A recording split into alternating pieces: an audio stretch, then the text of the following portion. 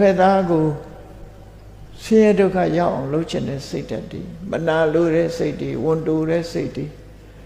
အဲ့ဒါတွေကကိလေသာတွေပဲအဲ့ဒီမနာလိုတဲ့စိတ်နဲ့တခုလုံးလိုက်လို့ရှိရင်ကံဖြစ်သွားတယ်ကံဖြစ်တော့အောင်တွန်းထုတ်ပေးတာပါးစပ်ကထုတ်ပြောလိုက်တာဆိုရင်ဝစီကံဖြစ်သွားစိတ်ထဲကစိတ်ကူးရမနောကပါးစပ်ကထုတ်ပြောလိုက်လို့ရှိရင်ကာယကဝစီကံဖြစ်တယ်ကိုယ်တမောဟတွေကြောင့်တွန်းအားပေးပြီးတော့ဖြစ်လိုက်တာတွေကကံတရားလို့ဒီလိုဆိုလို့တယ်နော်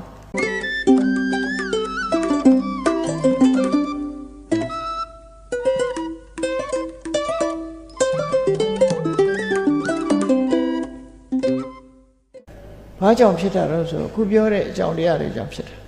မှန်ကန်တဲ့အကြောင်းတရားတွေကိုသိရှိနားလည်ခြင်းဟာအဝတ္တမအရေးပါတယ်လို့ကြောင်းမှာဆိုပါစို့ဘုန်းကြီးတို့တွေမှာလူတရားကယောဂရတယ်ဆိုပါစို့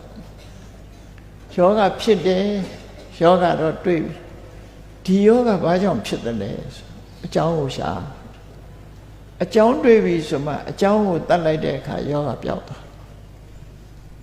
အကြောင်းမတွေ့ပဲနဲ့စိတ်တိုက်လို့မရဘူးလေ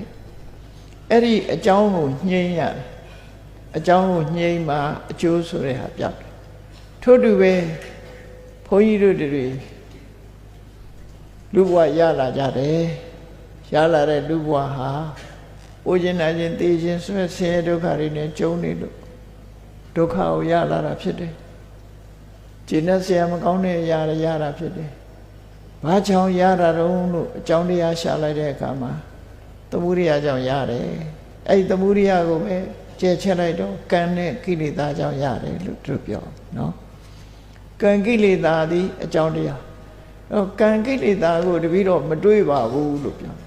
။နေ့စဉ်ဘဝမှာကြည့်လိုက်။လူချင်းတရားတွေးလိုက်ရင်လောဘဖြစ်တယ်မုန်းတိဆရာတွေ့ရင်ဒေါသဖြစ်တယ်အမှန်မသိရင်မောဟဖြစ်တယ်လူချင်းမနာလိုတဲ့စိတ်တွေဖြစ်တယ်ဟောမကောင်းတဲ့စိတ်ဓာတ်တွေတစ်ဖက်သားကိုဒုက္ခပေးခြင်းတဲ့စိတ်ဓာတ်တွေတစ်ဖက်သားကိုဆင်းရဲဒုက္ခရောက်အောင်လုပ်ချင်တဲ့စိတ်ဓာတ်တွေမနာလိုတဲ့စိတ်တွေဝန်တိုတဲ့စိတ်တွေအဲ့ဒါတွေကကိလေသာတွေပဲအဲ့ဒီမနာလိုတဲ့စိတ်နဲ့တခုလုံးလိုက်လို့ရှိရင်ကံဖြစ်သွားကံဖြစ်တော့အောင်တွန်းထုတ်ပေးတာပါးစပ်ကထုတ်ပြောလိုက်တာဆိုရင်ဝစီကံဖြစ်သွားစိတ်ထဲကစိတ်ကူးရမနောကပါးစပ်ကထုတ်ပြောလိုက်လို့ရှိရင်ကာယကဝစီကံဖြစ်တယ်ကိုယ်တမောဟတွေကြောင့်တွန်းအားပေးပြီးတော့ဖြစ်လိုက်တာတွေကကံတရားလို့ဒီလိုဆိုလို့တယ်နော်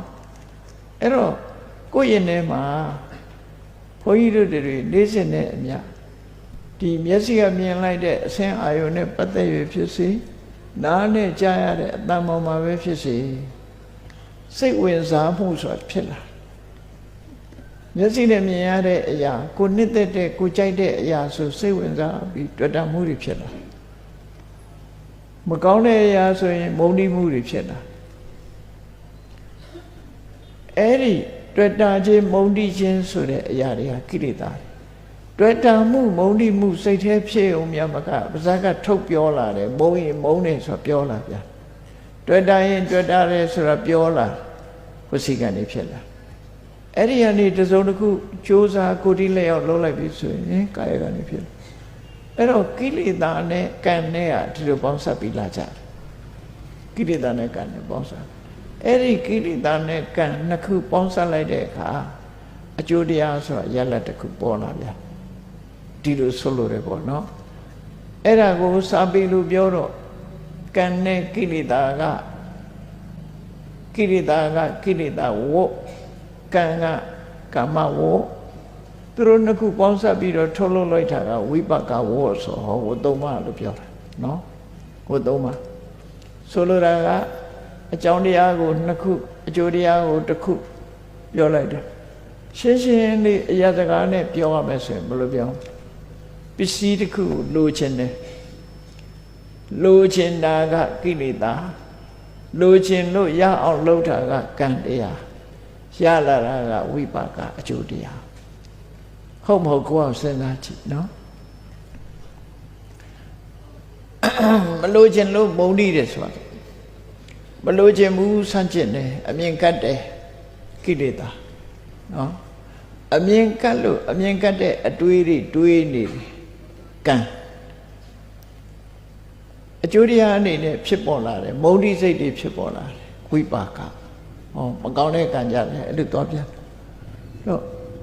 ကိလေသာရဲ့ကံရဲ့ဝိပါကဆိုတဲ့အကျိုးရဲ့ဒါဝတ်သုံးပါအဲ့လိုအကြောင်းကနေအကျိုးကိုဖြစ်တယ်ဆိုတဲ့ဟာဒါကိုလက်ပတ်ပြီးတော့ဖြစ်နေတတ်သောကြောင့်ဝတ်သုံးပါဝတ်တရားဝတ်လို့ခေါ်တာဝတ်ဆိုတာအဲ့ဒါကိုပြောတာနော်အဲ့တော့ပရိစ္ဆေသမုပ္ပါဒ်ဆိုတာအဲ့လိုပဲကိလေသာနဲ့ကံကဘဝကိုထုတ်လုပ်တယ်ဆိုတာကို